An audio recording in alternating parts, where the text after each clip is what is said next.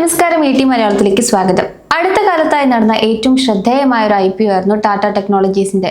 ഇന്ത്യയിലെ പ്രമുഖ ഗ്രൂപ്പുകളിൽ നിക്ഷേപകർക്കുള്ള വിശ്വാസം വർദ്ധിപ്പിക്കുമെന്ന് പ്രതീക്ഷിക്കപ്പെട്ടിരുന്നു.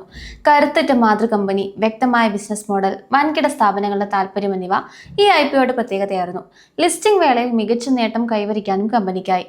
എന്നിരുന്നാലും ചുരുങ്ങിയ കാലയളവിനുള്ളിൽ തന്നെ ലിസ്റ്റിംഗ് സമയത്തെ മൂല്യത്തിന്റെ പകുതിയോളം നിക്ഷേപകർക്ക് നഷ്ടമാകുന്ന അവസ്ഥയാണ് ഉണ്ടായത്. ടാറ്റ ഗ്രൂപ്പിനെ സംബന്ധിച്ചിടത്തോളം അതീവ പ്രാധാന്യമുള്ള ഒരു ലിസ്റ്റിംഗ് ആയാണ് ടാറ്റ ടെക്നോളജീസ് വിലയിരുത്തപ്പെട്ടത്. വൻതോതിലുള്ള സബ്സ്ക്രിപ്ഷൻ ഡിമാൻഡും എഞ്ചിനീയറിംഗ്, റിസർച്ച് ആൻഡ് സേവനങ്ങളിലെ വളർച്ചാ പ്രതീക്ഷകളും മുൻനിർത്തി 2023 നവംബറിൽ വിപണിയിലെത്തിയ ഓഹരി വില 1200 രൂപ വരെ ഉയർന്നിരുന്നു. ആഗോള ഔട്ട്സോഴ്സിംഗ് ട്രെൻഡുകളിൽ നിന്നും ഡിജിറ്റൽ എഞ്ചിനീയറിംഗിനായുള്ള വർദ്ധിച്ചു വരുന്ന ആവശ്യകതയിൽ നിന്നും ഇന്ത്യയിലെ ER&D മേഖലയ്ക്ക് വലിയ നേട്ടമുണ്ടാകുമെന്ന പൊതുവായ വിശ്വാസമാണ് ഈ പ്രാരംഭ മുന്നേറ്റത്തിൽ പ്രതിഫലിച്ചത്. എന്നാൽ ആ ശുഭപ്രതീക്ഷ അധികകാലം നീണ്ടുനിന്നില്ല. ഓഹരി വില പിന്നീട് ഏകദേശം 507 രൂപയിലേക്ക് കൂപ്പുകുത്തി. ഇത് നിക്ഷേപ മൂല്യത്തിൽ വൻ ഇടിവുണ്ടാക്കി. ഇടയ്ക്കിടെ ചെറിയ മുന്നേറ്റങ്ങൾ ഉണ്ടായെങ്കിലും കാര്യമായ വീണ്ടെടുക്കൽ ഇല്ലാതെ വില ക്രമാനുഗതമായി താഴേക്ക് തന്നെ പോയി. വിദഗ്ധരുടെ അഭിപ്രായത്തിൽ ഈ തകർച്ച താൽക്കാലികമായ ഒന്നല്ല, മറിച്ച് കമ്പനിയുടെ ഘടനയുമായി ബന്ധപ്പെട്ടതാണ്. ടാറ്റ ടെക്നോളജീസിന്റെ വരുമാനത്തിന്റെ വലിയൊരു ഭാഗം Tata Motors, Jaguar Land Rover എന്നിവയിൽ നിന്നാണ് ലഭിക്കുന്നത്. ഈ രണ്ട് ഉപഭോക്താക്കളും നിലവിൽ ഡിമാൻഡ് കുറയുന്നതും ലാഭക്ഷമത കുറയുന്നതും പോലുള്ള പ്രതിസന്ധികൾ നേരിടുന്നുണ്ട്. ഇത് കമ്പനിയുടെ വളർച്ചയെയും ബാധിച്ചു. ഈ അമിത ആശ്രിതത്വം വിപണി ഇപ്പോൾ ഗൗരവമായി കണക്കിലെടുത്ത് തുടങ്ങിയിരിക്കുന്നു. ജാഗ്രതയോടെയുള്ള സമീപനം തുടരുന്ന ബ്രോക്കറേജ് സ്ഥാപനമായ എലാറ ക്യാപിറ്റൽ നിരീക്ഷിക്കുന്നത് വരുമാന സ്രോതസ്സുകൾ വൈവിധ്യവൽക്കരിക്കാൻ ശ്രമിച്ചിട്ടും പ്രധാന ഉപഭോക്താക്കളുടെ വിഹിതം ഇപ്പോഴും 50% എന്നാണ്. ഈ വിഭാഗം ഇനിയും ദുർബലമായി തുടരാൻ സാധ്യതയുണ്ട് എന്നും വ്യക്തമാക്കുന്നു. ഒന്നുകിൽ ഈ ഉപഭോക്താക്കളുടെ ചെലവിടൽ വർദ്ധിക്കുകയോ അല്ലെങ്കിൽ ഓട്ടോമോട്ടീവ് ഇതര മേഖലകളിൽ വേഗത്തിലുള്ള വളർച്ച ഉണ്ടാവുകയോ ചെയ്താലല്ലാതെ ഓഹരി മൂല്യത്തിൽ കാര്യമായ മാറ്റം വരില്ലെന്ന് ചൂണ്ടിക്കാട്ടി അവർ ഈ ഓഹരിക്ക് സെൽ എന്ന റേറ്റിംഗ് നിലനിർത്തിയിരിക്കുകയാണ്.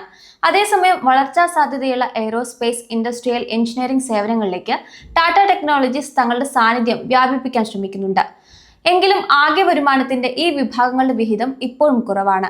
ഈ മാറ്റം നടക്കുന്നുണ്ടെങ്കിലും പ്രധാന ബിസിനസ്സായ ഓട്ടോമോട്ടീവ് മേഖലയിലെ തളർച്ച പരിഹരിക്കാൻ തക്ക വേഗത ഇതിനില്ല എന്ന് വിപണി നിരീക്ഷകർ പറയുന്നുണ്ട്.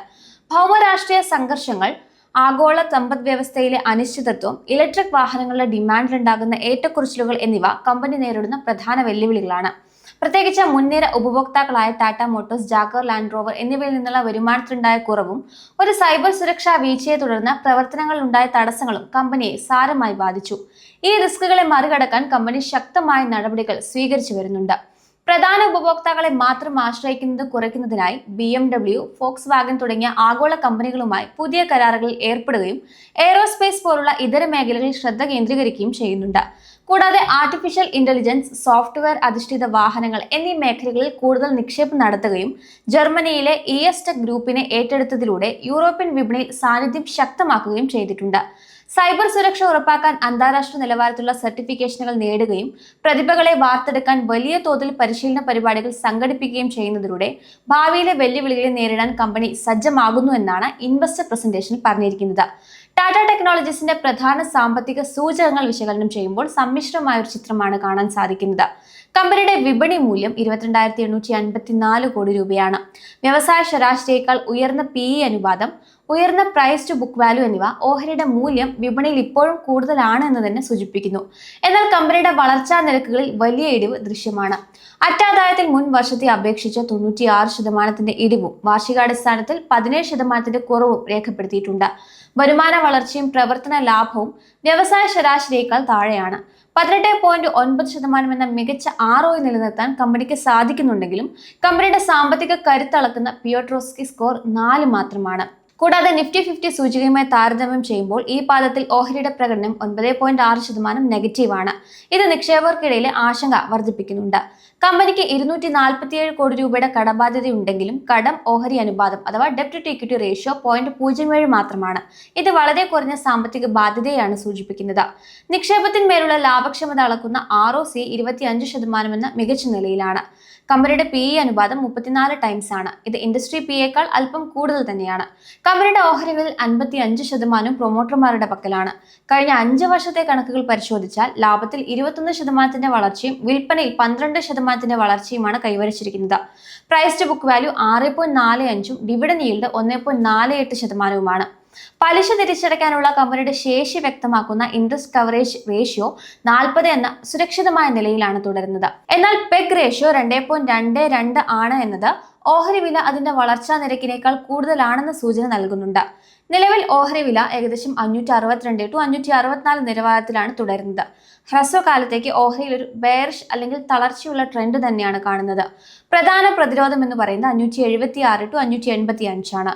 ഈ നിലവാരത്തിന് മുകളിൽ ഓഹരി വില സ്ഥിരത കൈവരിച്ചാൽ മാത്രമേ നമുക്കൊരു കുതിപ്പ് പ്രതീക്ഷിക്കാനാവുള്ളൂ. പ്രധാന പിന്തുണ 556 ടു 545 റേഞ്ചിലാണ്. ഈ നിലവാരത്തിന് താഴേക്ക് വില പോവുകയാണെങ്കിൽ 507 രൂപ, അതായത് 52 ആഴ്ചയിലെ താഴ്ന്ന വില വരെ ഇടിയാൻ സാധ്യതയുണ്ട്. 50-ഡേ EMA അതുപോലെ തന്നെ 200-ഡേ DMA എന്നിവയ്ക്ക് താഴെയാണ് ഓഹരി വ്യാപാരം ചെയ്യുന്നത്. ഇത് ഹ്രസ്വകാലത്തേക്ക് വില താഴോട്ട് പോകാനുള്ള സാധ്യതയാണ് കാണിക്കുന്നത്. RSI സൂചകവും കാര്യമായ കരുത്ത് പ്രകടിപ്പിക്കുന്നില്ല. ദീർഘകാല നിക്ഷേപകർക്ക് ഇപ്പോഴത്തെ വിലയിലെ ഇടിവ് ഓഹരികൾ ഘട്ടം ഘട്ടമായി വാങ്ങാൻ അനുയോജ്യമായ സമയമായി കണക്കാക്കാം. കാരണം ലിസ്റ്റിംഗ് സമയത്തെ ഓവർ വാല്യുവേഷനിൽ നിന്ന് ഓഹരി ഇപ്പോൾ കറക്ഷൻ നേരിട്ട് കഴിഞ്ഞു. ഫെയർ വാല്യൂ ഏകദേശം 600 ടു 670 റേഞ്ചിലാണെന്ന് പല അനലിസ്റ്റുകളും കരുതുന്നുണ്ട്. ടാറ്റ ഗ്രൂപ്പിന്റെ പിൻബലവും വിദേശ വിപണികളിലേക്കുള്ള, അതായത് BMW, ഫോക്സ് വാഗൻ പോലുള്ള പുതിയ കരാറുകൾ ലഭിക്കുന്നതും വരും വർഷങ്ങളിൽ കമ്പനിക്ക് ഗുണകരമാകും. അങ്ങനെ ബിസിനസ്സിൽ വളർച്ച കൈവരിച്ചാൽ ഈ സ്ഥിതിയിൽ മാറ്റമുണ്ടായേക്കാം. അനലിസ്റ്റുകളുടെ ശരാശരി ഒരു വർഷ ടാർഗറ്റ് 598 രൂപ മുതൽ 670 രൂപ വരെയാണ്. ചിലർ 729 ടു 819 വരെ ഉയരുന്നതിന്റെ സാധ്യതകളും പങ്കുവച്ചിട്ടുണ്ട്. ട്രേഡർമാരെ സംബന്ധിച്ച് 585 എന്ന കടമ്പ മറികടക്കാതെ വലിയ തോതിലുള്ള ബൈ പൊസിഷനുകൾ എടുക്കുന്നത് റിസ്ക് ആയിരിക്കും. സ്റ്റോപ്പ് ലോസ് 540 താഴെ വെച്ച് വ്യാപാരം ചെയ്യുന്നത് തന്നെയാണ് ഉചിതം.